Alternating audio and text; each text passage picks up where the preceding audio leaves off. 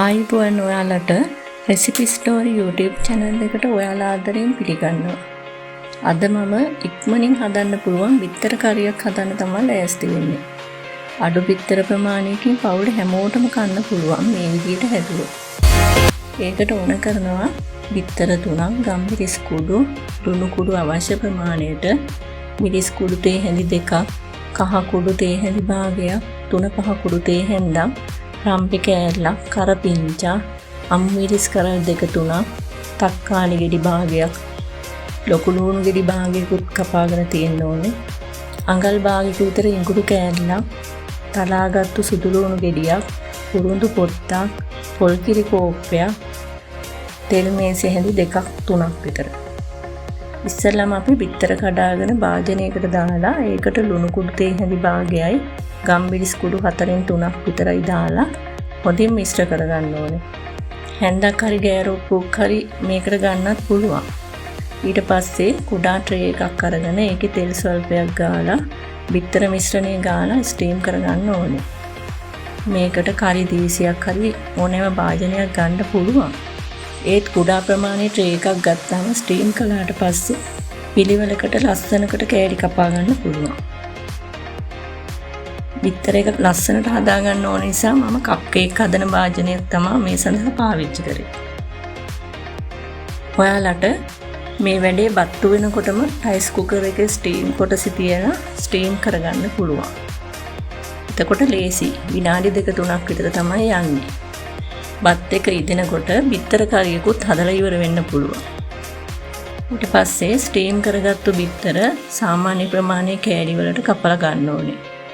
ඊට පස්සේ තෙල් ස්වල්පයක් භාජනයකට දාලා ලිපේ තියලා ඒක රත් වෙනකොට තලාගත්තු ඉඟුරුයි සුදු ලුණුයි ලුණු කරපිංච දාලා සුවඳිනකම් බදිනවා.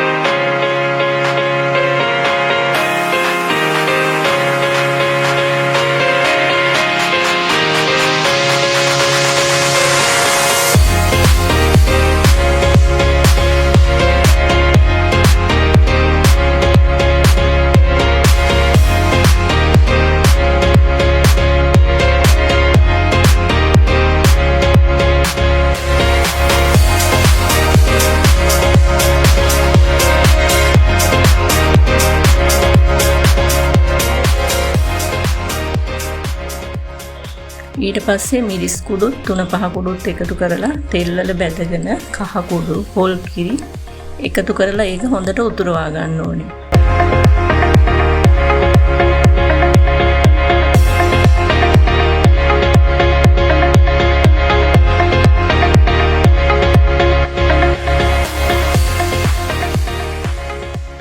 පොල් කිරි එක හොඳට උතුරනකොට තක්කාලි ලුණු කුඩු ටිකකුයි දාලා අන්තිමේදී කපාගත්තු බිත්තර දාලා විනාඩි 2-3ක් විතර උයා ගන්න ඕනේ.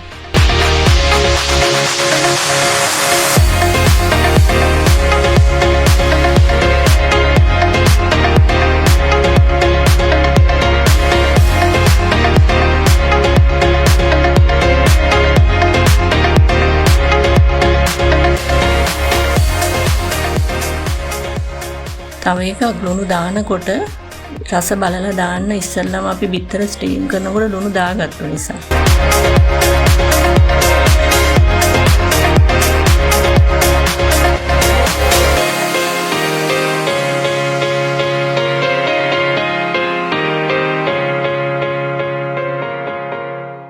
විනාඩි 2-3ක් හොඳින් උතුරවා ගන්න ඕනේ. ඊට පස්සේ හොදි හිඳීගෙන එනකොට බිත්තර කරිය එක බාන්න.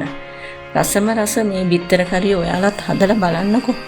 වීඩියෝ එක බැලුව ඔයාලට ගොඩක් ස්තුතියි.